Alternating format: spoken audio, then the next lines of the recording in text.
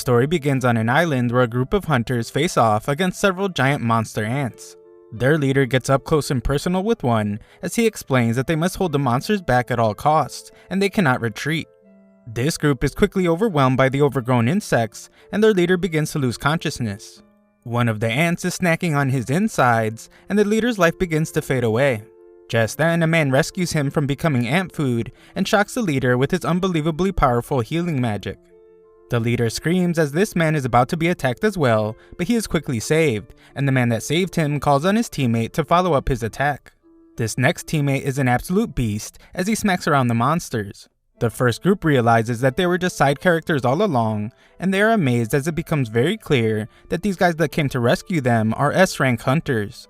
These guys finish off the red ants, but an even bigger albino ant appears. The attackers decide to engage the leader while leaving the wounded to the healer. These powerful warriors initiate the fight and use incredible teamwork to rip off the thing's face arms. The powerful S-rank warrior then uses one of these face arms to absolutely destroy the giant pigmentless ant. There is no time to celebrate though as the albino army arrives. It turns out that the giant powerful ant was just one of many, but these hunters fear nothing. The mage powers up his lightning and the brute goes into roid rage mode, causing his giant muscles to destroy his clothes. Their fight can be seen from the city, where another man is glad that they were able to make it in time. This guy's name is Mr. Choi, and he is busy as the city seems to have a serious ant problem as well. He lights them up with some serious flames, leaving only the colorless ones. There's nothing to worry about though, as he has his team of exterminators to fight them. We then learn that over 10 years ago, portals that could connect to a different dimension suddenly appeared in the world. All types of monsters come from the portal, and only people with awakened special abilities stood a chance at fighting them. These people are called hunters. Based on their magical powers, hunters are classified by rank, ranging from S, which is the highest, to E, the lowest.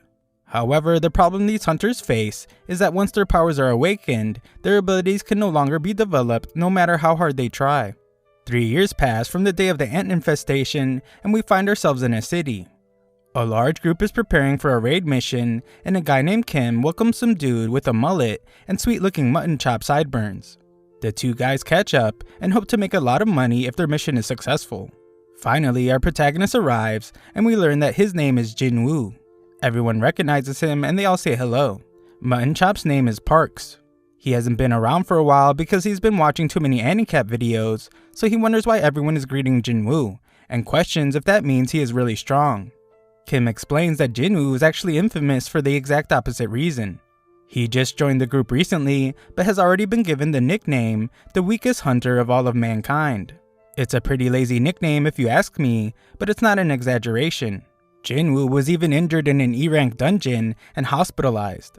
Jin Woo being called there is a sign that this mission they're about to go on is an easy one. The guys try their best not to let Jin Woo hear their conversation, but Jin Woo heard it all, and he can't deny a single word of what they said. Just then, a girl named Joo-hee arrives, and she's upset to see that Jin Woo has been injured yet again. He was the only one injured during an E-rank mission, and the group didn't even have a healer, because they assumed the mission would be so easy that no one would get hurt.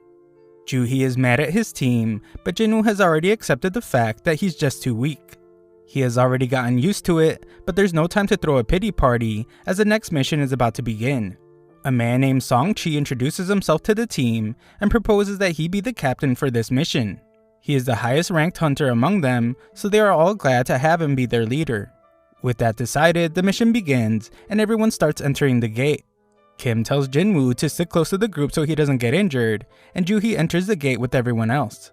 Before Jin Woo enters, he takes a look at his pitiful, sorry excuse for a weapon. A small blade with little magical power. Our boy spent all his money on worthless NFTs and barely gets any income, so that's all he can afford. Jin Woo is determined to do better this time and enters the gate. Elsewhere, president of the Hunters Association named Go just finished a meeting with the government where he was told that they need to avoid something called dungeon break. However, these same people demanded that they supply the goods acquired from the dungeon. Those in the association make a living by reselling goods acquired from the dungeon, so he doesn't have a problem with the request. The crystals obtained from defeating magic beasts are known as magic gems, and they are sold in exchange for money. Back with Jin Woo, we see that he has somehow managed to obtain a magic gem. Of course, he is excited to finally have gotten one, but he must quickly defend himself from a goblin. This thing is relentless, and Jinwoo's blade shatters to pieces when he attacks it. The goblin stabs our boy, and Juhi just stands around screaming. Luckily, the big guy from earlier runs past the useless girl and rescues our injured protagonist. Parks moves on to look for the next beast, leaving Juhi to heal Jinwoo. While she heals him, Jinwoo can only watch as the rest of the team does all the work. We then learn that magic gems obtained from high-rank magic beasts can be made into more powerful weapons to defeat stronger magic beasts. Mana crystals from the dungeon can also be weapons, but their effects are not nearly as good as those of the magic gems. The government wants to use these items as a new type of energy. It's safer and more efficient than all the other types of power, and it even causes less pollution. It's the ideal green energy, and the government is desperately researching how to generate electricity from the gems and crystals. These items can only come from the dungeon, so that makes the hunters extremely valuable. Back in the dungeon, the team celebrates after defeating the dungeon boss. Jinwoo really must be the weakest to ever exist, as he took a ton of damage, and Juhi is still healing him. She wonders why he chose to become a hunter in the first place, since he's always getting injured, and he will surely meet his end one day. Jinwoo apologizes, but his words mean nothing, and she is just worried about him. Everyone gets their spoils from the battle, but there weren't many mana crystals, and they likely won't make much money. Jinwoo wonders if it's really over, and ends up being a bit disappointed to have only gotten a small E-rank gem. Doubt begins to creep in, and he determines that it's not enough to be risking his life over. Just then, one of the guys finds a deep cave, and they wonder if they have entered some kind of double dungeon. This does make sense since they have defeated the boss, but the dungeon isn't closing. Everyone gets excited, but Songchi explains that in these situations, they are to report their finding to the Hunters Association and follow their instructions. The guys complain though and point out that this would mean they would be giving up a chance at finding valuables in an unexplored area. They also point out that it's only a D-rank dungeon, so it shouldn't be so dangerous. Kim then guilts the captain by pointing out that Mullet Man's wife is pregnant with their second child, so they need more money than the stuff they already found will provide. Songchi is concerned about the unknown dangers of the unexplored area, so they take a vote. The vote ends up being tied, with the last one to vote being Jinwoo. Everyone then just waits around, as Jinwoo thinks about how dangerous a D-rank dungeon is for him. However, his father is missing, and he's the only one in his family that can make money. His sister has to go to college so she doesn't end up stupid like him, and his mother has some serious hospital bills. Jinwoo needs money in a bad way, so he votes that they go. Back in the city, some dude is told to place his hand on a black crystal. Some research lady does something on her little computer and calls on the next person. It turns out that these people are being tested to see how strong they are and what rank they will receive. This place is also the best place to recruit newly ranked hunters, and one suit tells Mr. Choi that they have signed a B-rank hunter and 2 C-rank hunters to join them. Mr. Choi is glad to hear it and expresses how he wants anyone with talent recruited, regardless of age or gender. He is hoping to recruit all the best hunters, but he is sure that they already have one of the strongest in someone named Cha-hae. Elsewhere, some thieves steal a purse and prepare to run over a girl that's in their way. This girl fearlessly takes the purse from these guys, but doesn't even make a single expression, like it's just a normal day. This girl is Cha-hae, and everyone marvels at the famous S-rank hunter. She is practically a celebrity, but she can't handle all the attention. Her fans are amazed by her, and she takes off in the most over-the-top way possible. Back in the dungeon, Sanchi explains that the portal closes 1 hour after the boss is defeated, and they have already been walking through the cave for 40 minutes. Jinwoo apologizes to Juhi for forcing her to come along because of his vote, but she's more upset about how he doesn't worry more about his own life. If he had been stabbed even just a little bit higher, then he would not be alive. On top of that, she was barely able to heal his hands and feet. She just keeps scolding him, and he realizes that it's only because of the B-rank healer Juhi that he was able to survive. Jinwoo is very apologetic, so she explains that he can really apologize by treating her to a meal next time. Jinwoo is shocked by how forward she is being, but their little discussion is interrupted when the team finds the boss room. It's rare to find rooms with immense doors like this one, so something doesn't feel right. Kim refuses to go back empty-handed, so he is determined to enter, and the others join him. Back in the city, a group of hunters go through some kind of orientation as they watch a video of Go. He explains that the portal has existed for more than 10 years, and there are still many mysteries unsolved in the dungeon. Being a hunter is a dangerous profession, so even the most experienced ones cannot let their guard down during a raid mission. They cannot be arrogant, and there's one main key to surviving. That key is to be very cautious. Back in the dungeon, we see that this group of idiots have completely forgotten those words, and are entering the mysterious, dangerous, and completely unexplored room. These guys act super casual, like they're on some kind of field trip, as it's their first time seeing this type of dungeon. The statues seem to be at least a century old, and some are holding strange musical instruments. Jinwoo stares at the biggest one, and Juhee becomes uneasy with how eerily quiet it is in there. Everyone wonders where the boss is, and Songchi stares at what looks like a magic circle on the ground. His attention is called to a tablet with some ancient writing, and it has some commandments on it. It's all about worshipping some type of god, but Songchi is more concerned with something else. She is certain that she just saw the giant statue's eyes move, and it was looking right at them. Jinwoo thinks she's just losing her mind, but everyone is shocked when the door abruptly closes. One lady wonders if they are trapped, but some gym teacher looking guy shoves her out of the way. He knew going there was a mistake, and scolds them all for underestimating the dungeon. He tries to leave as he doesn't care about the treasures anymore, but the entire half of his body is instantly sliced off by one of the statues. Everyone is horrified, and they wonder if this statue is what they're supposed to be fighting. Jinwoo is the most shocked among them. The guy that just got wiped out in 1 second was a D-rank hunter. He was definitely stronger than an E-rank hunter like himself, so he knows that he has no chance against the statue. None of what's happening makes any sense to him, as this is supposed to be a D-rank dungeon. While everyone panics, Jinwoo comes to a terrifying realization. If that statue was able to move, then that might be true for the other statues. Jinwoo looks to the giant statue and is shocked when it looks right back at him. A look back into some of Jinwoo's history shows that he has been through many life and death situations. In his first mission, he was separated from his team and attacked. In another, he almost starved to death when trapped in a maze. He was also injured by an E-rank magic beast and hospitalized for weeks. Even the lowest ranked dungeons are life and death for him. Usually, hunters acquire gems, then use the money they get from them to buy stronger weapons. Those weapons are then used to defeat stronger beasts and get higher rewards. That isn't the case at all for Jinwoo though, as he has nothing more than a cheap little knife. If it ever gets damaged in a fight, then he has to fight barehanded. His clothes are worn down and his shoes have holes in them. He endures constant ridicule from others, and he does this dangerous job that doesn't even earn much. The only way he's able to survive is by looking for loopholes, and he does this by carefully observing everything around him. Back to the present, Jinwoo instantly senses the danger from the giant statue, but his warning to the others isn't fast enough. The giant unleashes a powerful beam from its eyes, causing massive destruction. The team is horrified and they can't believe what is happening. Juhee trembles in fear, and Jinwoo wonders how things ended up this way. They are trapped with no way out, and he's shocked to realize that he will be killed. Songchi instructs everyone to stay where they are, as the statue will surely attack again if they move. Juhee is too terrified to move, and Songchi disobeys his own orders to tell Jinwoo that he did a good job. If he hadn't noticed what was happening, then they would have all lost their lives. Songchi is a seriously tough guy, as Jinwoo is shocked to see that he is now one arm short. Jinwoo must stop the bleeding for him, as their healer Juhee is in the fetal position because she can't handle the pressure. She is actually a B-rank healer, but her cowardice makes it so she can only participate in easy raids. Songchi has taken part in many B-rank raids himself, so he can tell that this statue is an A-rank, or maybe even an S-rank. The tablet had things written about praising God or there would be consequences, so Jinwoo determines that this god it spoke of must be the statue. We then learn that 10 years ago, gates appeared all over the place and gave rise to a number of supernatural phenomena.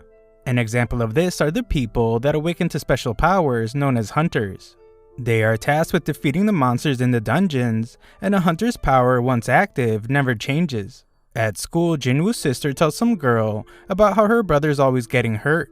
This girl can't believe that Jinwoo is a hunter and remarks that she would be a better hunter than him. Back in the dungeon, Songchi wants to think of a plan to get out, but some dude gets really impatient. He just signed a contract to join some famous guild, so he can't afford to die there.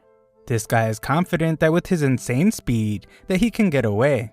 This guy really does have amazing speed as he takes off running, but the statue absolutely disintegrates him, leaving only his really fast feet behind. This makes it pretty clear that this statue could wipe them out in an instant if it wanted to, and it would be easy for it too. That begs the question, why doesn't it just do it? Jinwoo realizes that it must have something to do with the first commandment, which is to revere God. Jinwoo stands up as he has come up with an idea and gets a real determined look on his face. Songchi is concerned but is amazed to see that from the look in Jinwoo's eyes, he hasn't given up on surviving this ordeal. Jinwoo looks the statue right in its eyes, but manages to stop it from attacking at the very last moment. He has figured something out and tells everyone to bow their heads. Jinwoo assumes that revering God means that as long as they keep their head low, it won't attack. Everyone else is too dumb to think of another plan, so they all bow down to the statue. They're all terrified as they can't see much and wonder if this will really be enough. Everyone freaks out though when the statue makes a terrifying face. Mutton Chop Sideburns gets up against everyone's recommendation and he gets all excited because the statue isn't attacking anymore. Everyone follows his lead, but Jinwoo feels like there is more to this. Just then, the statue shockingly stands up. The team's supposed leader turns to Jinwoo now, as he hopes that he has some kind of plan. Unfortunately, Jinwoo doesn't, but he is certain that they can't break the commandments set by the tablet. The second commandment was to praise God, so one brave long-haired man steps forward to give something a try. He begins to pray to this thing, and everyone thinks it's working as the monster slows down. Jinwoo knows better though, and reveals that the guy's words don't apply to this god. The statue instantly stomps on this poor guy, and everyone freaks out. Absolute mayhem breaks out as some side character girl gets crushed, and everyone decides it would be best to spread out. Parks thinks about how he can't leave his family without a father, but he picks the wrong place to stay still, as another statue slices him in two. As Jinwoo runs with Juhei, he desperately tries to think of the meaning behind praising God. This monster is practically the devil, so he can't think of anything to praise about it, but what he does know is that he can't leave Juhei alone. As everyone loses their lives around them, Jinwoo frantically searches for clues. As he looks at everything the statues are holding, he comes up with an idea and tells everyone to go to the statues that are holding instruments. Everyone does just that, and it becomes clear that these statues don't attack. Instead, they play their instrument. The one Jinwoo arrives at doesn't play its music, so it becomes clear that it doesn't work with two people. After Jinwoo leaves Juhei, the statue plays music, and Jinwoo rushes to find his own statue. The giant statue nearly crushes him, but a screen points out that Jinwoo has landed in front of the wrong statue. This statue slams its shield right on top of him, causing Juhei to scream out to Jinwoo. Jinwoo is still alive, but in really bad shape. He is determined not to give up, but the giant prepares to end his life once and for all. Jinwoo refuses to die as the giant slams its foot down, but a statue begins to sing, and we see that Jinwoo made it to a statue just in time. He realizes that this is what it means to praise God, and the giant statue takes its seat. Jinwoo tells Juhei that he is fine, but she is stunned to see that his foot was ripped off. He tries to tell Juhei that he will be fine, but she refuses to listen. She is determined to heal him, but her body begins to fail. Everyone is stunned to see how horrifyingly terrible the raid has gone. One guy even tells Songchi that losing his arm was karma for leading them down this path as their leader. The others think that's a bit too harsh, but Songchi takes full responsibility. Jinwoo is way smarter than all these people though, as he knows that there's no time to be fighting since there is still one more commandment left. Just then, the giant raises an altar at the center of the room. Jinwoo knows them well from legends, where they are used for offering treasure and sacrifices to the gods. The third commandment was proving your faith to God. Kim assumes that the sacrifice must be someone's life, and he couldn't think of a better candidate than their leader. They have all had to witness the deaths of their team, and Songchi is the one responsible. Songchi decides to go to the altar, but Jinwoo points out that it isn't all his fault, since they voted to come down there. A fire appears as Songchi approaches the altar, and he asks Jinwoo if there's something else he needs to do. Jinwoo is not only the smartest of the bunch, he is also the bravest, as he asks the others to help him get to the altar so he can examine it. Jinwoo doesn't think anything bad will happen to them, so they take him and they find that more flames appear. Songchi keeps asking Jinwoo for answers, but he hasn't come up with anything yet. Songchi explains that the gate has been open for a week, so the statues will likely start moving again before anyone comes to rescue them. Jinwoo recalls how it takes 7 days for a gate to open all the way, and that is called a dungeon break. When that happens, the beasts are able to cross over to the other side. One of the main objectives of raids is to defeat the dungeon boss and shut the gate down before that time is up. This means that if they fail to defeat this boss now, then that terrifying giant will be able to enter their world. Back in their world, Gina goes to see Jinwoo's mother. She chats it up with her, but their mother is in really bad shape. In the dungeon, Jinwoo tells the cowards of the group to come towards the altar since he predicts that they need a flame to light up for each person. Once they do, more flames appear and the door opens right up. They fear that it might be a trap, and the other statues shockingly begin to start moving towards them. Everyone panics, but Jinwoo keeps his calm to analyze the situation. This absolute genius realizes something else and tells everyone to keep their eyes open, as the statues won't move if they are watching them. Everyone listens to his orders and it surprisingly works. Everyone does their best to keep their eyes on the terrifying statues, but one woman succumbs to fear and tries to run for the door. The second she crosses the circle, her fire goes out, but she does manage to run out the door. Song-chi can't understand what's happening. The door clearly closed a bit, but the girl did seem to make it out. He thought they needed to stay in the circle, so of course he turns to Jinwoo for answers. Jinwoo is just as confused, but he once again analyzes everything. The blue flames have been dying out over time. One of the orange ones went out when someone escaped. The first order was to revere, the second was to praise, and the third is to prove their faith. Jinwoo is certain that the door must be a trap. This situation is causing danger and fear, and now offering a false sense of hope. This makes him wonder if it's testing their faith in this god. Jinwoo is tossed to the ground as the next idiot decides to make a run for it, and the same thing happens. His flame goes out, the door closes a bit, and he seems to escape. Kim has thoughts of leaving, but Jinwoo warns everyone not to move. If anyone else leaves, they won't have enough eyes to keep the statues from moving. He reminds everyone that as long as they keep their eyes on the statues and don't move, they will be safe. Jinwoo shows more of his deduction skills, as he has determined that the blue flames serve as a timer, and when they are all gone, they will be able to leave. Kim points out that there is also a chance that they will just get trapped when the timer runs out. He concedes that he didn't expect Jinwoo, who is their weakest member, to have pulled off as much as he has. The only reason they are alive now is because of him. However, Kim has a family waiting for him, and he doesn't want to die. He just wants to make it home and can't risk Jinwoo being wrong. Kim apologizes and runs out the door. With not enough eyes to keep watch of all the statues, they begin to move again. Jinwoo still refuses to lose his life here and reminds himself that he has managed to make it out of tough situations before. Things are clearly worse than ever though, and Song-chi shockingly tells Jinwoo and Joo-hae to leave. He predicts that the door will stay open as long as one person remains by the altar. The two of them have long lives to live, so he insists that they should be the ones to go. Song-chi wants Joo-hae to look after Jinwoo, but her legs give out on her. Things couldn't possibly get any worse, and Song-chi realizes that Joo-hae must have overexerted herself while healing Jinwoo. Things have taken quite the turn, so Jinwoo tells them to leave him behind. Joo-hae needs someone to carry her out of there, and Song-chi's the only one with 2 working feet. Joo-hae thinks she should be the one to be left behind, but Jinwoo reminds her that he promised to take her out to lunch. He gives her his gem so she can buy a meal with it, and promises to get the change when he gets out of the dungeon. Joo-hae refuses to leave him behind, but Song-chi apologizes and knocks her lights out, as they really are out of time. He apologizes to Jinwoo as well, and leaves him behind to take Joo-hae to safety. Jinwoo can at least take solace in knowing that he will be the only one who has to die, and his only regret is that he didn't take out a better life insurance policy. Jinwoo grabs a hold of a sword, as he is determined to at least take one of these statues down with him, and tells them to bring it on. The statues savagely start attacking him, and Jinwoo gets tossed around. As he struggles to survive, Jinwoo thinks about how he has always been the weakest. He has been mocked for it time and time again, but he has always tried as hard as he could. These statues are relentless as they cut off one of his arms, and Jinwoo screams in agony.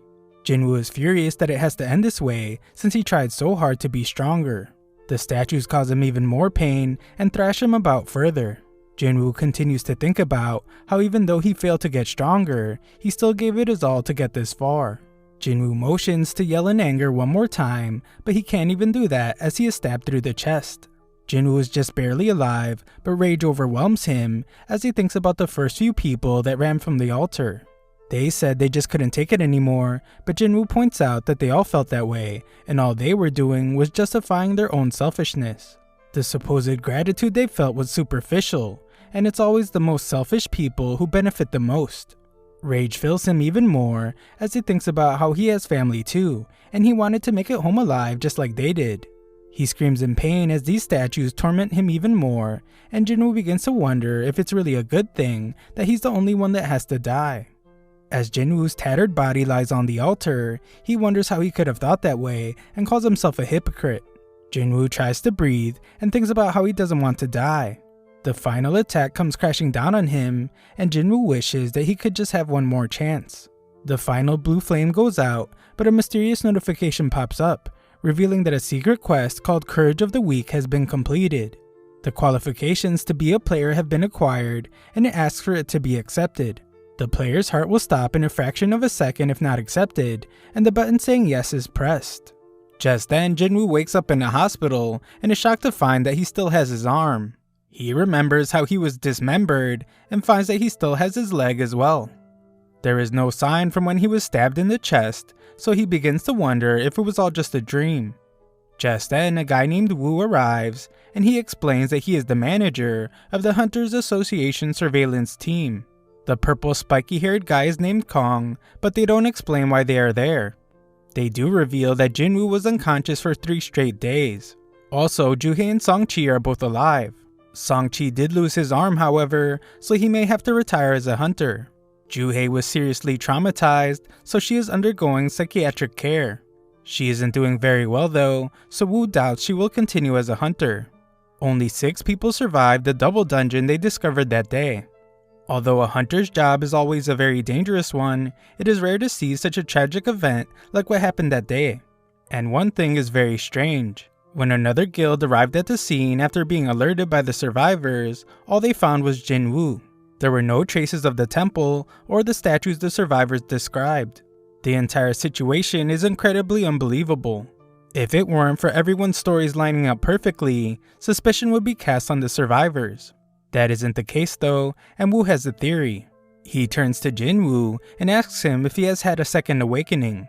Woo explains that a hunter's power is determined as soon as it is awakened, and it never changes from that point on. However, on extremely rare occasions, a hunter can go through a second awakening. This rare event lets them exceed their previous limits up to A or even S rank. Jinwoo gets real excited to hear this, and Woo reveals that he brought a manometer to test Jinwoo's power. Woo thinks about how if they really ran into an Insta-kill level magic beast like the survivors said they did, then there's no way a low-level hunter could survive. There wasn't a single trace of monsters left behind, so this must mean that a strong hunter was present. Woo determines that the most likely explanation is that Jinwoo underwent a second awakening. Jinwoo eagerly wants to hear the results of his mana test, but the results are not good. Woo explains that they have made a mistake, and they leave. Jinwoo only managed to get a score of 10, and even E rankers usually get at least 70. A score of 10 basically makes Jinwoo a civilian. Unfortunately, the dungeon has vanished and can't be explored again, so the explanation for how Jinwoo managed to survive remains a mystery. Jinwoo's disappointed by that entire interaction, but just wonders why those guys didn't ask about the thing floating in the air. He wonders if he's the only one that can see it, and he realizes that it's a touch panel. Jinwoo remembers the message he received about becoming a player, but his thought is interrupted by his sister. She was really worried about him, so he just apologizes and asks if she can see the panel. She can't see it, so he asks her if she knows how opening messages in games usually works. Gina thinks he has gone crazy, but Jinwoo reminds her that she used to play games all the time. She gives him the obvious answer, as he simply needs to check his inbox. Just then, a notification reveals that Jinwoo has received a daily quest, which is strength training. After Gina leaves, our boy opens up a whole bunch of these panels. They reveal that the system is designed to assist the development of the player, and failure to comply with the system may result in a penalty. Rewards have also been delivered, but Jinwoo has no clue what any of this means. Jinwoo confirms his daily quest, and it reveals several goals to reach for doing push-ups, sit-ups, squats, and running. However, failure to complete the daily quest will result in a penalty. Jinwoo begins to wonder if it's a joke since he is in the hospital and doesn't have the energy for any of that. Outside, Woo reports to the chairman that Jinwoo did not seem to have a second awakening. The entire incident still has many unanswered questions, so it will be marked as a special case and further evaluated. Elsewhere, Mr. Choi informs Cha-hae that she will be participating in a B-rank raid as an instructor. This raid will serve as a test and practical training for new recruits, and he couldn't think of a better instructor. Cha-hae has doubts about how well she can teach, but Mr. Choi tells her to just fight as usual, and everyone will learn from her example. He goes on to explain that the Hunters Guild is one of the 5 largest guilds in the country. The problem is that they aren't very special when compared internationally. Hunters are not able to increase their ranks individually, but their collective combat ability can be honed. Elsewhere, another gate opens up, and observers wish the hunters would show up already. At the hospital, Jinwoo is fast asleep as the clock strikes midnight. A notification reveals that he didn't complete his quest, and the ground begins to shake. Jinwoo shockingly finds himself in a desert, and he is horrified by a giant caterpillar monster. Another notification reveals that he has received a penalty quest, and the goal is to survive for 4 hours. Back at the hospital, some nurses see that Jinwoo is nowhere to be found. That is because our boy is in some other dimension, running for his life. The giant caterpillar is closing in on him, and he's shocked to see that there are more than one of them. As if that weren't bad enough, Jinwoo still has 2 hours to go. In the hospital, the nurses continue searching for him. Back with Jinwoo, he doesn't have much time left to go, but he is at his limit from all the running. The caterpillar is just about to get him, but the time is up and Jinwoo finds himself back at the hospital. A notification reveals that he successfully completed the penalty quest, but Jinwoo just pukes and passes out. He receives another reward, but our boy is out cold. Sometime later, Jinwoo tells his sister that he is healing well, and he might be able to go home soon. For now though, he gets dressed in his best tracksuit and heads outside. Elsewhere, Joo-hae receives a request to join a raid as a D-rank gate has appeared.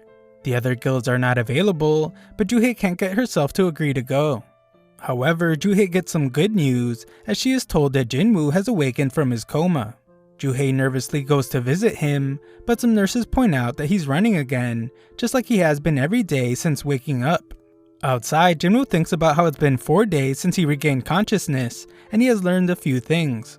First, he is not hallucinating the pop-up windows. Also, when he completes the daily quest, he gets 3 types of rewards. One is full recovery, which he uses now to get rid of his exhaustion from running. The next is ability points. He can distribute the points into whatever ability he chooses. For now, he adds some to strength, and the difference is very noticeable as he can literally tell that he has more strength now. Furthermore, he also has skill and inventory screens. Jinwoo takes a moment to think about how strange his life has just become and points out how similar it is to a game. Jinwoo didn't realize while he was messing with all his screens, but everyone around was just staring at him.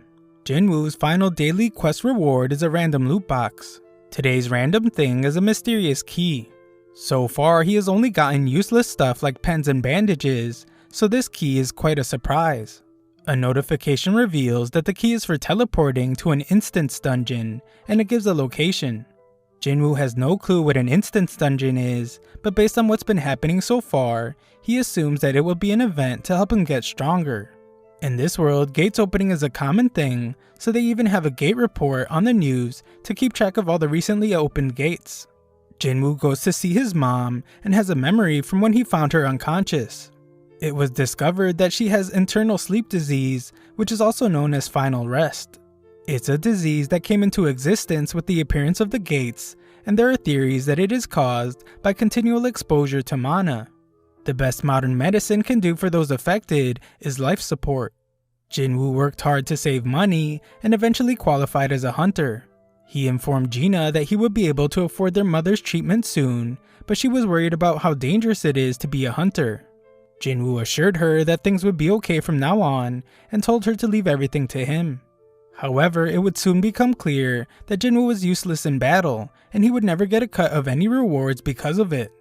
Things are different now though, as Jinwoo works hard to train his body.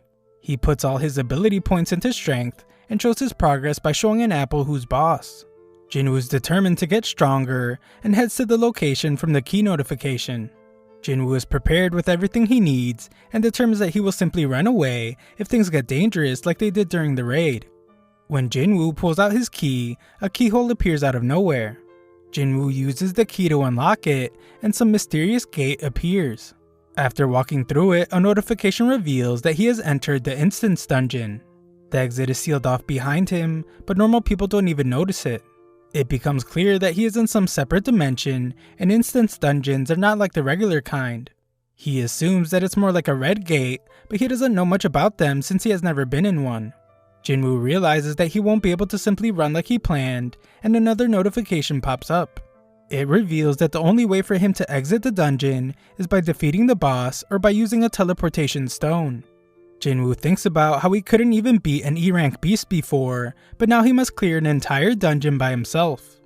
He wonders if he can really do it, but determines that he doesn't have a choice. As he makes his way through, Jinwoo quickly starts to lose confidence. This is for good reason, as a few goblins appear before him. Jinwoo gets a flashback from when he was stabbed, and these goblins attack him. These little monsters are relentless, and they attack wildly, but Jinwoo does well to evade and block them. Jinwoo is eventually overwhelmed, but he gets furious and pierces one of the goblins. Jinwoo gets more confident after defeating one, so he ends up destroying the two right after. Jinwoo can clearly tell that he has gotten stronger, but another beast shockingly appears. This thing instantly shatters his dagger, and Jinwoo is able to sense that this monster is way stronger than the goblins. As this thing stares our boy down, Jinwoo realizes that his legs won't move. He wonders if he is afraid, and is confused since he didn't think he was traumatized from the raid. Jinwoo's legs continue to tremble, and the monster begins its attack. Jinwoo dodges at the last second, but the thing managed to scratch him. Jinwoo has no healer with him, so if he gets injured, he is done for. This monster howls as it smells blood, and it charges right at Jinwoo. Jinwoo dodges with great agility, and he is amazed at how light his body feels. The monster goes in for another attack, but Jinwoo is done letting himself be intimidated. He refuses to just die and unleashes a powerful punch. Jinwoo is stunned as he realizes just how much of a difference it made to increase his strength ability.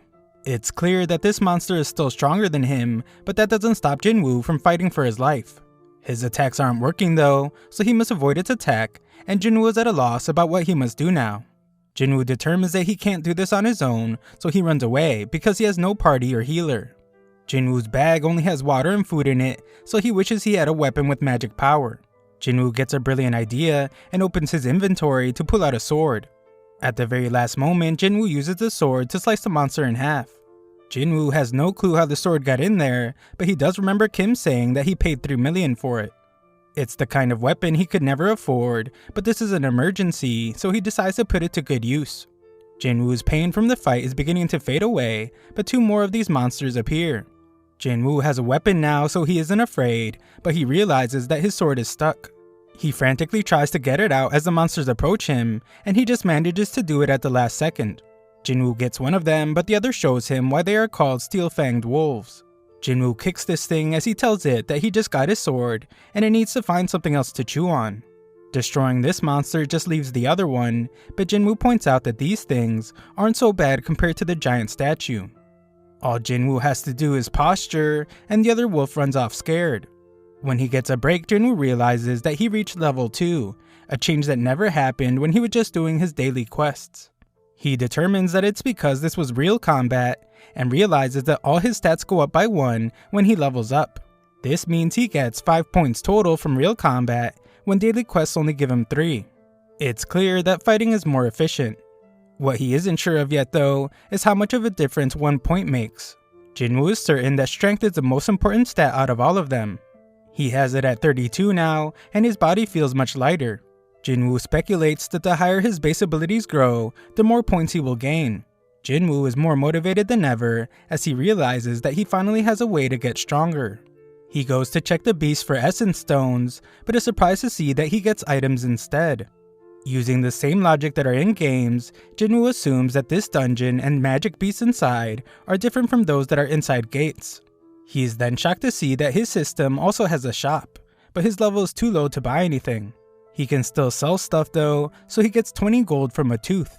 Jinwoo isn't sure how much that's really worth, but remembers that he is in an E-rank dungeon, so it shouldn't be much. Jinwoo then thinks about what he must do now. He can't leave until he beats the boss, and he doesn't know where to find a teleportation stone. To make things worse, if he stays too long, he will run out of food. He is certain that he can't beat a boss right now, even if it's just E rank, and wonders if he should try leveling up first. Just then, Jinwoo is shocked as a whole pack of wolves appear. Jinwoo reminds himself not to be afraid, since he already knows what dying feels like. He charges right at the wolves this time, and starts slicing them to pieces. Jinwoo promises not to go down easy, but he acknowledges that the wolves won't either. This guy gets a little crazy, as he would feel bad if the fight ended too quickly. Instead, he wants them to fight and make it intense. Jinwoo just wants to get stronger, and will follow all the system's ridiculous rules if that's what it takes. Jinwoo slashes through all the monsters, and notifications pop up everywhere as he does. When he is all done, a final notification reveals that Jinwoo has acquired the title Wolf Assassin. Outside, some citizens walk by a portal, and they wish that the city would do something about it already. Inside the dungeon, Jinwoo is exhausted, and he realizes that his sword won't last much longer. Just then, a notification explains the benefits of being a wolf assassin, as Jinwoo gets a 40% boost to all attributes when fighting animal-type monsters. On top of that, when he checks his inventory, he finds that he now has a bunch of fangs along with a cloak, but most surprisingly, a teleportation stone. Jinwoo considers using it to leave, but hesitates since he may never get the chance to get stronger this easily ever again. He has no way to know what will happen to this dungeon when he leaves, and it might even vanish. It could be like a limited time event like in a game, and it might disappear without a trace. Faced with this tough decision, Jinwoo decides to just move forward. Outside, Juhei receives a call from the Hunters Association, and is told that there was a dungeon break at a nearby gate. There is a shortage of healers, so they need her help, and Juhei feels guilty because it's the gate that she declined to help with earlier. She thinks about how hard Jinwoo worked and decides to help this time. As Jinwoo fights back in the dungeon, he realizes that the higher his level rose, the easier it became to defeat monsters. Also, the color of the text describing them changed. White seems to mean that they are relatively weak. Orange means they're equally strong with him, and red means that they are really strong. The wolves that were red at first are now white, so this means Jinwoo has already become much stronger. However, Jinwoo is certain that there's one monster down a staircase that he cannot fight against at his current level. Jinwoo's perception ability is higher now, so he can feel that something terrifying is down there. The monster down there is so powerful that it's giving him goosebumps. Jinwoo's sword is nearing its end, but he doesn't think he can level up any further in this area. His entire goal is to get stronger, so Jinwoo decides to just go down the stairs. When he reaches the bottom, something attacks him with so much speed that he barely has time to react. Jinwoo's sword is now broken in half, and a giant serpent appears before him. Jinwoo is shocked since even after all the leveling up he did, this monster's name is still orange to him. It's pretty clear that this snake is the boss, and there is no way his sword could penetrate its armored scales. He is sure that fighting without a weapon would be a death sentence for him, so Jinwoo uses his sword when the snake attacks. This giant snake really knows how to throw its weight into its attacks, so Jinwoo will have to find a way around its defenses. This thing's armor is way too thick, however, so all Jinwoo can do is run. The snake uses its tail like a whip, and Jinwoo knows that he is a goner if it lands a clean hit on him, so he does his best to block it. He takes some serious damage, but this creature is relentless. Jinwoo gets tossed around like a rag doll, and even ends up having an entire train launched at him. Jinwoo thought that he had gotten a bit stronger, but it is clearly not enough. The train nearly crushed him, and Jinwoo begins to question something. How much stronger does he have to get before it makes up for a life spent being a laughingstock? A look back shows when Jinwoo was told about how he was being called the weakest hunter of all mankind. Songchi was the one who told him, and he encouraged Jinwoo to prove them wrong. As the snake overwhelms him with its immense power, tossing him into a whole other area, Jinwoo realizes something. He was given that nickname because he was weak, and the same goes for why he was mocked. Jinwoo takes another look back, and thinks about how those that have overwhelming strength go into every situation with an advantage. As for the powerless, there is nothing they can do around the strong, besides quiver in fear and stand around hopelessly. Those that are weak get looked down upon. A person can be knowledgeable, creative, and considerate, but when faced with strength, none of it will save them. Jinwoo determines that kindness won't save him, so he must become strong. Using this new determination, Jinwoo jumps onto the snake. The ferocious monster throws him off, but Jinwoo once again vows to get stronger, and his body begins to glow. Jinwoo dodges the snake once more to strike it with his sword, but he is more determined now. Jinwoo compares how he feels now to the terror he felt back at the raid, and proclaims that this will be easier than that day. Jinwoo manages to use his sword to mount the snake again, but shockingly tosses it aside to hold onto it with his bare hands. Jinwoo acknowledges that he has focused specifically on increasing his strength since he earned this leveling system. He decides to rely on that now and begins to crush the snake's armor scales. The snake does its best to get rid of Jinwoo, but it's too late as Jinwoo is now certain that he can kill the snake. Jinwoo demands that it die, and he uses his own immense physical strength to defeat the serpent. A notification informs Jinwoo that he has leveled up several times, and our boy lets out a laugh. He realizes that he really has gotten stronger, and we see the aftermath of his great battle. Another notification explains that he just defeated the king of the swamp, and he receives a nice looking dagger for his trouble. It's made from the serpent's fangs, and it has double the attack power of Kim's sword. On top of that, it even has paralysis and drain effects. He also receives a poisonous potion that will cause his skin to harden, but it will cause permanent damage to his muscles. The dungeon goes back to being a train station, and Jinwoo realizes that he really just beat the dungeon all by himself. Jinwoo leaves with his broken sword, but notices that no one is around. A soldier tells Jinwoo to find shelter, but he quickly realizes that Jinwoo is a hunter. The soldier apologizes and decides to take Jinwoo to the battle. Monsters are scattered everywhere, so Jinwoo determines that it must have been a dungeon break, and a magic beast made it out of a gate. The soldier reveals that it has mostly been taken care of, but one giant powerful monster is left. Jinwoo notices that his perception ability has improved dramatically, and he can sense where the boss is. We find this giant golem causing chaos, and citizens are terrified that things will get worse. Hunters struggle to fight against it, and the group's leader instructs the healers to focus on keeping their tank healthy. The healers exclaim that they are doing their job, and the tank wonders what the damage dealers are doing. The damage dealers are also doing their best, but the golem's defense is too strong. To make things worse, they are short on hunters who can use magic. Jinwoo expertly analyzes the situation and determines that this group of hunters is a hastily assembled team. This is the reason they don't work together at all. Jinwoo uses more of his perception to find that they're all low rank as well. 8 E ranks and 2 D ranks. One of those D ranks is a tank, which is part of the reason why they haven't been able to destroy the golem, and this battle has been going on for a while. He analyzes the healers as well, and is shocked to find that Juhei is among them. Juhei is told to help out by one of the hunters, and she reminds her that she's supposed to be a B rank healer. Juhei snaps out of her fear to use a spell, and the hunter tells her to stay focused. Juhei is still haunted by memories of the giant statue, however, so she loses focus. Jinwoo realizes that she is still shaken up, but he doesn't blame her since he is the same. Just then, Jinwoo reminds himself that things have actually changed. This golem is a D rank boss, and it's weaker than the one he just fought.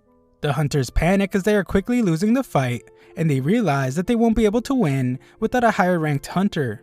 Jinwoo prepares an attack and determines that the hunters can win if they just get through the golem's defenses. Jinwoo plans to assist them by using an attack forceful enough to pierce stone. Jinwoo launches his broken sword with so much force that the golem's shield breaks, and the hunters attack it. They barely touch it to take it down and can't believe that they managed to do it, but the tank is very skeptical. He points out that none of their attacks were working before, and wonders what it was that destroyed the golem's defense. He is certain that it wasn't any of them, since they weren't even doing a single bit of damage to the beast. He noticed that something flew at it, and finds the sword nearby. He realizes that this must have been it, but can't believe it. This was a boss level golem that over 10 hunters couldn't even scratch, so it's hard to believe that it was taken down by an old used up sword. He asks if anyone saw who threw the sword, and the soldier explains that it was the hunter he brought with him. This hunter has gone missing, and the tank stares in utter disbelief. This person had unbelievable power, and he can only wonder how high of a rank this mystery hunter was. Jinwoo has left the area to hide his power, and he says that he didn't think a single attack would be able to do so much damage. Our boy might not even realize his own power though, as he determines that the monster must have been seriously weakened before his attack. The battle is finally over, and Juhei wonders if Jinwoo was the one who helped out. Some time passes and we see that the nurses at the hospital are all gossiping about the E-rank hunter Jinwoo. They talk about how his face is pretty average, but he is seriously shredded. In Jinwoo's room, we see that our boy is working hard doing his daily workout routine. These thirsty nurses won't stop talking about him, and they all can't believe that he has transformed so quickly. One poor nurse falls victim to Jinwoo's riz while walking in on him after a workout, and she can't stop staring at his chiseled physique. Today is the day that Jinwoo gets to leave the hospital, so the desperate nurse asks for his number.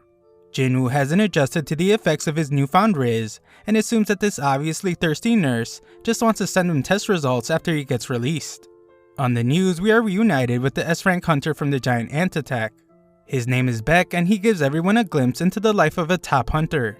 He is one of only 7 S-rank hunters in the entire country, so he explains that he must train a lot every single day when not raiding dungeons. If he makes even the slightest mistake, his comrades could get injured, so he must always remain sharp. Gina notices that Jinwoo is completely shredded now, and has even gotten taller. Jinwoo reminds his absent-minded sister to take an umbrella to school and sends her off.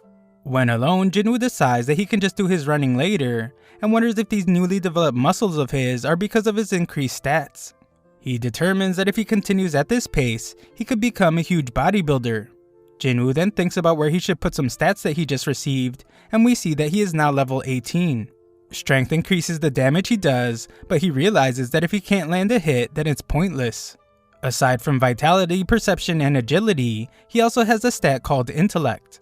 He determines that this must have something to do with magic, and wonders if he even needs that. Jinwoo makes his decision, and puts all his points into strength, agility, and perception. Just then, Jinwoo gets a call from his landlord, who tells him that he hasn't paid last month's rent. Luckily for our boy, he has gotten way stronger, and he can now defeat goblins with relative ease. This makes earning money easier, but there is one problem. To make good money, he has to enter higher level gates, but no one's going to let an E-rank hunter into those.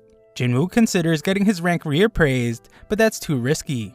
Not only is having a reawakening extremely rare, there has also never been a hunter who could level up and keep getting stronger like he can.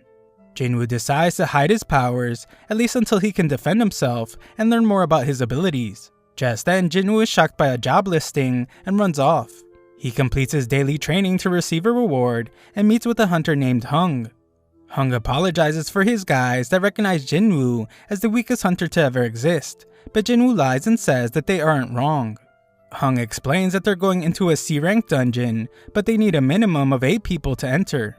They need Jinwoo to meet this minimum, even if he is just an E-rank.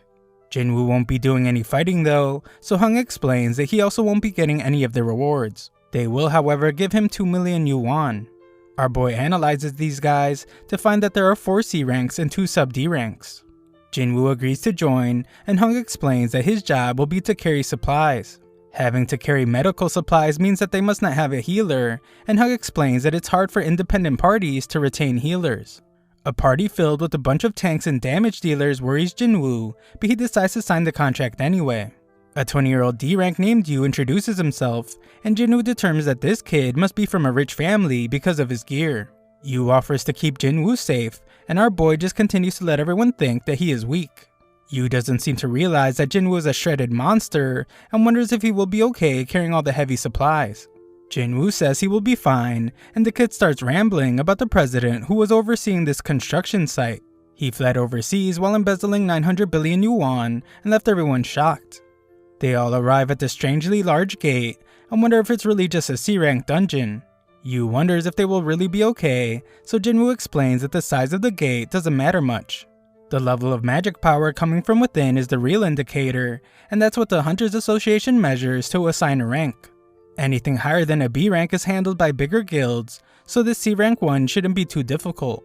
Jinwoo knows all this because he has been a hunter for a while, but he thinks about how he has never actually tackled a C rank dungeon before.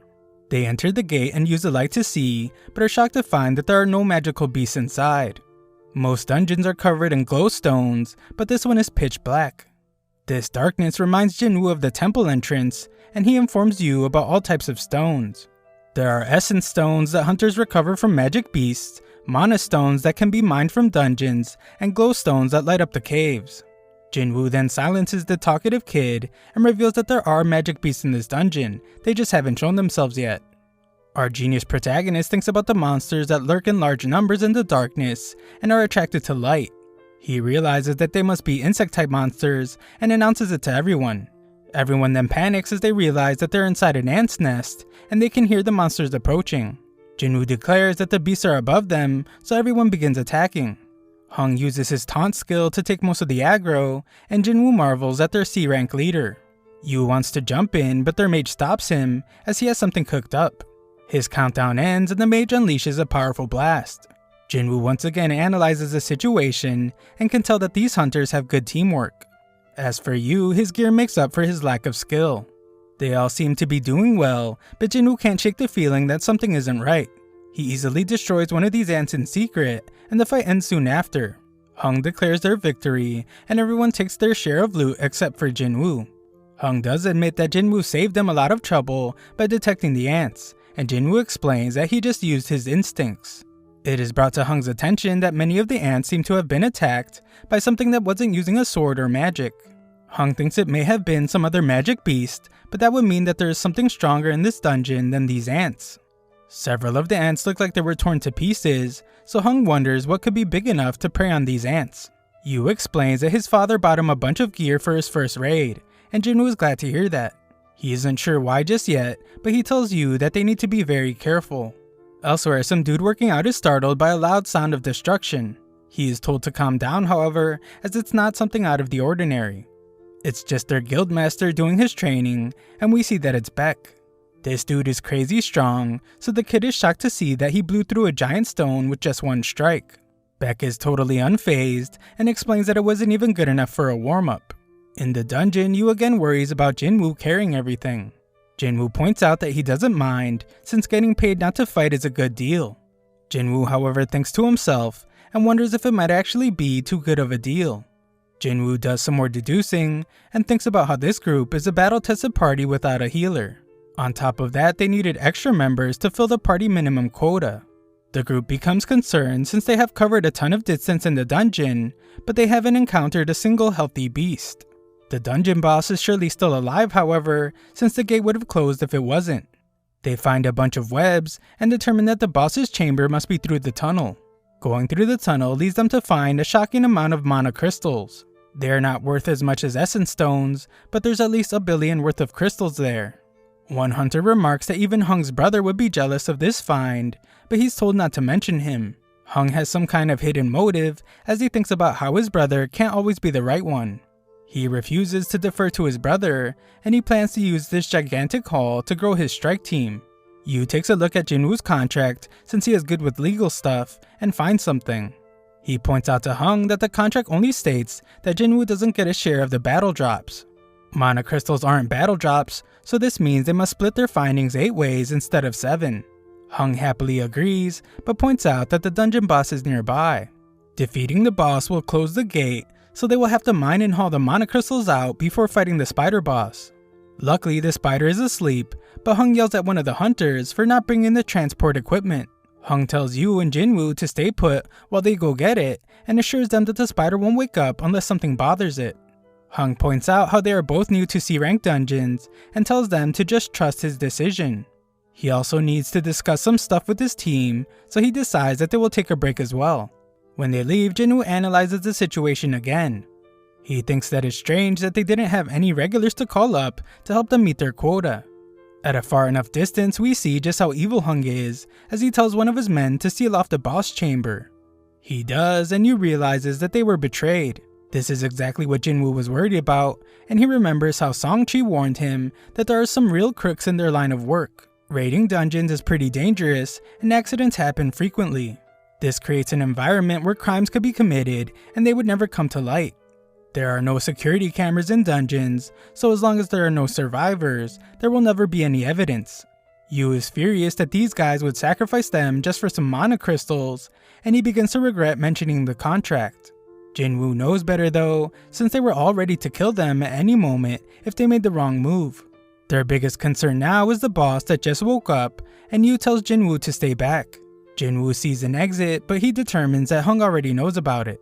The spider is definitely awake now, and Jinwoo thinks about how the C-rank beast is on a whole different level. Jinwoo quickly comes to his senses though, and takes that back.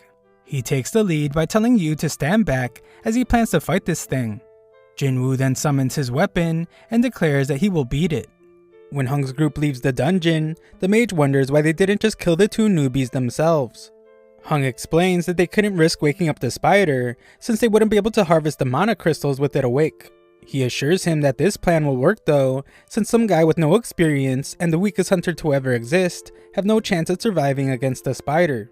The plan is to wait for the spider to eat them and fall asleep again. They won't be able to blast their way in since it will wake the spider, but Hung knows about the small path above the cave. The worst case scenario is that the spider doesn't fall asleep after eating the newbies. If their group isn't able to retrieve the mana crystals, then they will at least take Yu's equipment, which is worth hundreds of millions. Hung and the mage both agree that they wouldn't be able to fight the spider themselves, and Hung points out that it should not be underestimated. It's an incredibly dangerous boss, and it's only a matter of time before the newbies are killed. Inside the dungeon, Yu tries to convince Jinwoo not to fight the boss, since only a B-rank hunter would be able to beat a C-rank dungeon boss alone. Even an elite level C-rank wouldn't be able to do it, so Yu thinks they should try to find a way out instead. Jinwoo thinks about how he is right. Even though Jinwoo has had a second awakening and leveled up, he still considers himself very weak. The Venom and Golem bosses were both D ranks, so this spider is worlds apart from them. Jinwoo can't really understand why, but he doesn't feel any pressure right now. He realizes that he must have just become strong enough to no longer fear C-rank bosses. He is level 18 and declares that he has a chance of defeating it. After attacking the snake, Jinwoo declares that the real hunt begins now. Elsewhere, President of the Hunters Association named Go is exhausted from attending a ton of meetings. His driver offers to spar against him to help him feel better, and Go accepts as he can't refuse when a young person seeks his guidance. Back in the dungeon, Jinwoo finds that the spider skin is incredibly strong. Its attacks are surprisingly powerful, and if Jinwoo gets hit even once, he will surely die. Yu watches Jinwoo's movements closely and instantly realizes that this is not the way an E-rank hunter moves. He wonders who Jinwoo really is and questions if he is a false ranker. There are very few hunters who can control their magic power well enough to deliberately get a lower ranking. The ones who do this are called false rankers, and they are usually psychopaths who take pleasure in killing. Yu regrets coming to the dungeon, and Jinwoo determines that he can't deal any damage to the spider's tough hide. Jinwoo's fatigue is increasing rapidly, so he needs to end the fight soon. His dagger has paralysis and drain abilities, so he determines that they will be his key to victory. Jinwoo must use them on the spider's weak spot, but he's shocked when the spider reveals that it has an acid attack. Jinwoo has to close the distance, so he decides to use a new skill called Dash. He uses it to land an attack on the spider's face, but his dagger's debuffs get cancelled out. Jinwoo is never one to give up, so he decides to strike it as many times as he can. Jinwoo pushes himself to keep going faster and faster, but his fatigue causes him to get struck by the spider. Jinwoo is about to get crushed, but he remembers that he still has a reward left for completing his daily quest, so he uses the reward that allows him to fully recover. Yu yells in terror as he thinks Jinwoo has been killed, but our boy is on the move again. He lands another attack, but this time he's able to pierce through one of the spider's eyes, and his dagger's debuffs are applied. Jinwoo doesn't waste this opportunity and stabs the spider several more times, applying the debuffs as well. The spider eventually succumbs to all the attacks, and a notification reveals that Jinwoo has just defeated the master of the dungeon. Jinwoo knows how lucky he was that he didn't have time to choose a reward before entering the dungeon, since he would surely be dead right now. Yu is understandably shocked to see that Jinwoo just defeated a dungeon boss by himself, and he is now more certain than ever that Jinwoo is a false ranker. Jinwoo gets a gem from the spider, and Yu approaches him, offering to carry the supplies from now on. Yu really idolizes Jinwoo now, as he tells him to take a rest while he mines the mana crystals. Just then, Hung and his group arrive, and they're surprised to see that the newbies survived. In a training room, Go shows Woo just how skilled he is, as he easily overpowers him, seemingly without even trying at all. Go thanks Woo since he feels much better now, and Woo is amazed that the president doesn't seem rusty at all. Go explains that he isn't as strong as he used to be, but he can tell that Woo has trained hard. Woo acknowledges that training cannot increase a hunter's level, but it can improve their skills. Go points out that a hunter's physical and mental strength are very important, especially in dungeons where you will find the worst kind of people. Back in the dungeon, Hung's group determines that the newbies were only able to survive because this spider must have been big and stupid. They mock the spider for losing to low-level hunters, and Hung explains that he has already decided on what their next move is. He reveals to Yu that he knows he comes from a wealthy family, but Yu doesn't see why that matters. Hung then tells him that he will only give him one chance and instructs Yu to kill Jinwoo. Hung explains that they usually kill the people they use to fill their party so they can keep all the spoils themselves. However, he will spare Yu if he agrees to become their accomplice. If he refuses though, they will just kill them both. Hung thinks about how Yu might be dangerous because his gear might have special powers that made him strong enough to defeat the spider. He would rather not find out, so he wants to pin him against the weak Jinwoo. Hung is glad when Yu makes his way towards Jinwoo, but is then shocked when Yu ends up taking Jinwoo's side. This evil group decides to just end their lives, and Hung wonders if the newbies ever had to kill any humans before. Just then, Jinwoo receives an urgent quest, and it shockingly requires that he beat the 6 enemies before him. The group decides to kill the one they think is the weaker of the two, so the mage attacks Jinwoo. Yu is worried about his new friend, and terrified when he sees the condition Jinwoo is in. Elsewhere, a member of the group Cha-hei was instructed to teach, talks about how amazing she is. They struggled with an A-rank beast, but she defeated it in a flash. These girls are glad to be in 2 of the top guilds, since there are plenty of unsavory rumors about other squads. One example of this are strike teams with suspiciously high fatality rates. Back in the dungeon, Hung says it's all over, and declares that Jinwoo is dead. Jinwoo condemns himself for forgetting, and reminds himself that he works in a world where survival of the fittest is the reality. This is a world filled with violence, deception, and betrayal. He fills with rage for forgetting this fact, and realizes that he forgot because he had become numb to it. Jinwoo has calmed down, and thinks about how he fell victim to his own carelessness and overconfidence. This level system is now urging him to kill, so Jinwoo wonders if it needs to keep him alive for some reason. He determines that this system isn't just charity, and it clearly wants him alive. That isn't all though, as it seems to also want him to be strong. Jinwoo declares that if this system wants to use him, then he will just use it too. He tells the group that they reminded him how the weak are the ones that lose their lives in the dungeon. They're glad to hear that the weakest hunter knows how it works, but Jinwoo points out that this means they should be prepared for when this rule doesn't go their way. One of them doesn't like it when Jinwoo calls them the prey, but Jinwoo instantly shows them what he means. Everyone is shocked to see this dude have his head sliced off, and Jinwoo declares that that's 1 down as a notification updates the kill count. Jinwoo realizes that he just killed someone, but acknowledges that he would have died if he hadn't. He can't back down now, as only the strong get to survive. The group snaps out of their shock after just witnessing an E rank kill one of their D ranks, and they attack Jinwoo. It's useless though, as Jinwoo just starts stabbing them one by one. His debuffs take effect, and he takes the lives of 2 more. The archer is next to fall victim to Jinwoo's wrath, and the mage follows soon after. That only leaves 1 left, and Yu is shocked since Jinwoo seems much stronger than when he fought the dungeon boss. Hung realizes that Jinwoo was hiding his power this entire time, but warns him that he's nothing like the other C ranks.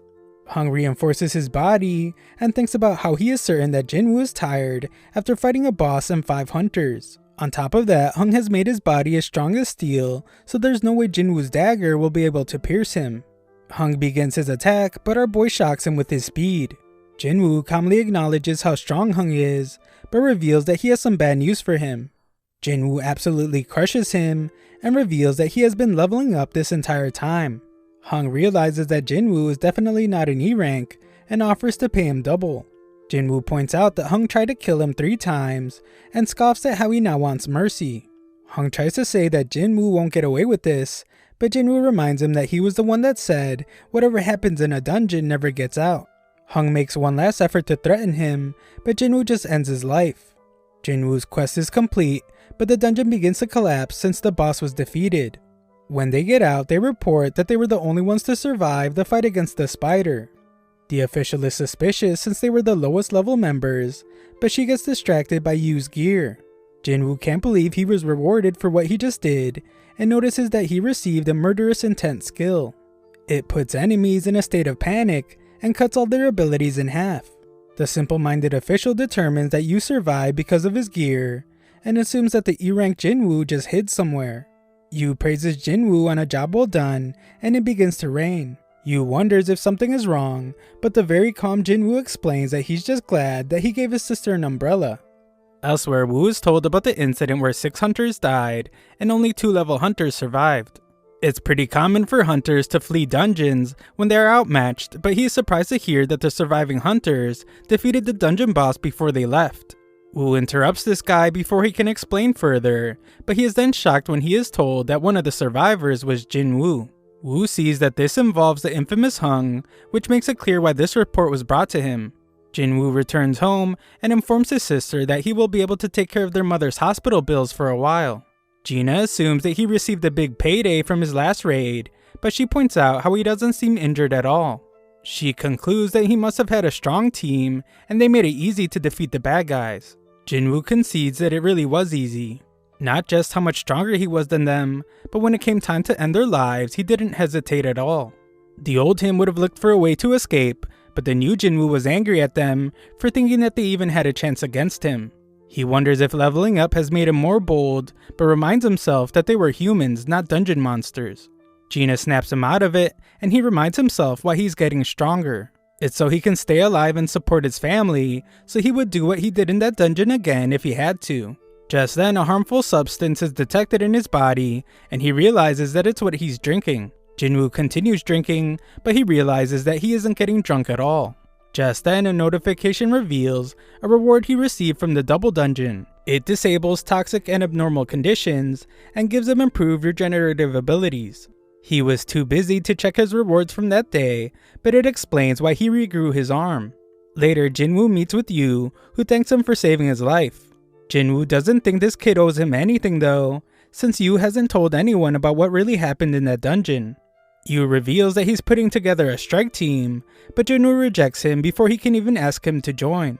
Yu just needs him for 19 raids and begs Jinwoo to hear him out. Yu wants to become a guild master, but this requires that he have at least 20 raids worth of experience. Yu's father wants to make a guild for his construction company, and Yu wants to help in any way he can. Dungeons are incredibly dangerous, but the treasures they hold make them worth the risk. It's not just the mana crystals and essence stones, everything in a dungeon has value. Jinwoo acknowledges that having hunters raid dungeons for a company is a good business model. Yu's father wants an S-rank hunter as guild master, but this surprises Jinwoo since there are only 7 S-rank hunters in the entire country. To make things worse, the only S-rank not already affiliated with the guild is Min, and he has retired. This must mean that Yu's father plans to take an S-rank from another guild, but Jin warns against that since he will just be making enemies of the guild he takes them from. Yu takes a different approach to convince Jinwoo and points out that he will need help with raids, especially if he wants to do them while hiding his power. This works out perfectly for Yu, since it would be more convincing to his father if Yu succeeded while being teamed up with a low-rank hunter like Jinwoo is pretending to be. Yu shows Jinwoo the building they were planning to use as the guild headquarters, and explains that it's worth 30 billion yuan. This is an incredible amount of money, and it's what Yu is offering to give Jinwoo in exchange for helping complete 19 raids. Jinwoo would have jumped at this opportunity in the past, but things have changed since he became the only person that can level up. Jinwoo is certain that he can reach S rank by the way things are going, or perhaps even higher. There are still too many unknowns with his power, and it would be risky to work with someone, so Jinwoo declines the offer. Yu makes one last effort by promising to take Jinwoo's secret to the grave, but Jinwoo scares him with one look and leaves. Elsewhere, Hung's younger brother Wong is furious about his brother's death, and demands that he get information on the 2 survivors. His assistant Laura is shocked when he wants to know what will happen if he kills someone in another country, but she tells him anyway. If they have a treaty with the country, then he would have a trial there, but if not, then he would be sent home for prosecution. Wong wants to leave immediately, but Laura reminds him that he is far too busy, so he plans it for later. He takes another look at the survivors, and just hopes that they survive long enough for him to eliminate them. The next day, Jinwoo goes for a jog with his sister. She can't come up with any ideas for what she would do with 30 billion yuan, since it's too unrealistic.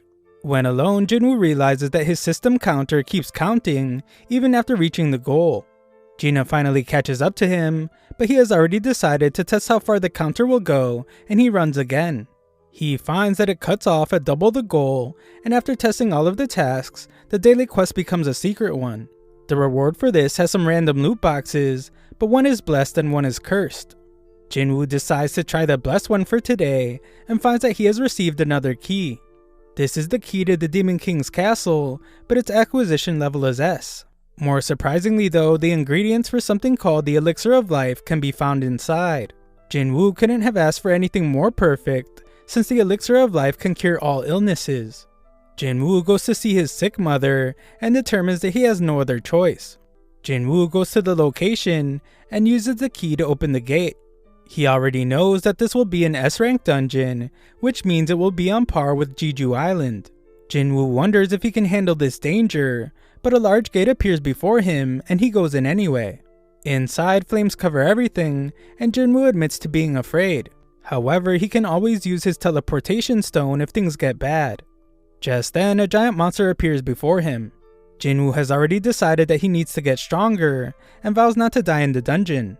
This monster has a red name, which means it's much stronger than him, but Jinwoo has the benefits of the Wolf Assassin title. Jinwoo uses dash to quickly close the gap, and he attacks the beast several times. He hardly does any damage though, and that is even with the bonus effects. Jinwoo activates his Murderous Intent skill, but the debuff gets cancelled out. Jinwoo tries to apply his other debuffs with his dagger, but those get cancelled out as well. This monster is absolutely ferocious as it tears into Jinwoo, and he screams in agony. Jinwoo has lost his arm, and his health is dropping as the beast crushes him. He has already lost a third of his life, but things get worse as the beast uses its 3-minute rage skill to boost all its abilities by 100%. The monster's attacks are too fast to dodge, so Jinwoo is forced to use his full recovery reward to regrow his arm.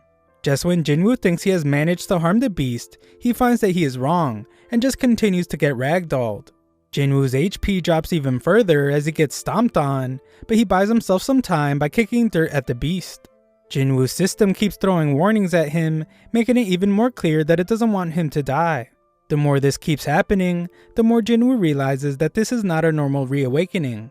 Jinwoo realizes that things are getting far too dangerous, so he decides to use the teleportation stone. Cerebrus comes out of nowhere though, and knocks it out of his hand. Jinwoo's in real trouble now, since he will be done after a few more hits. Jinwoo racks his brain to think of a solution, and just now remembers that he has a shop in his system. He purchases 3 healing potions, but they only heal 100 health points each. The poison Jinwoo received from fighting the snake pops up in front of him, and he decides that he has no other choice but to try it. Jinwoo drinks the poison, so the system detects it as a harmful substance and detoxifies it. This is a complete success, as Jinwoo's muscles aren't damaged, and he now takes 20% less physical damage.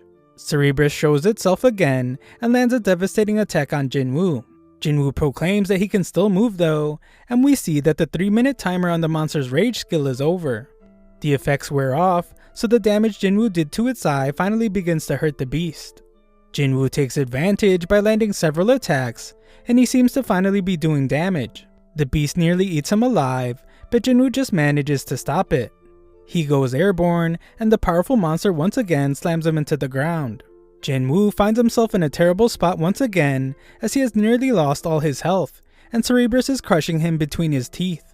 Jinwoo still finds the strength inside himself to fight back, and stabs the beast several times, even as it thrashes him around. Jinwoo keeps attacking, and uses all his strength on one final attack. This proves to be the final blow, as Cerebrus comes crashing down, and a notification reveals that Jinwoo has just defeated Hell's Gatekeeper. Jinwoo levels up several times, and his wounds are healed. Eliminating the Gatekeeper gives Jinwoo the key to the demon's castle.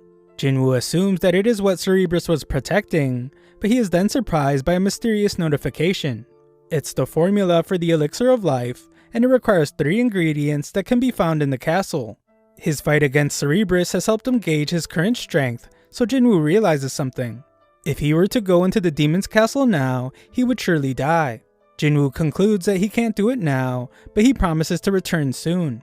Thanks for watching my recap. Subscribe and sign up to my free newsletter if you want to show some support to the channel. Link is in the description.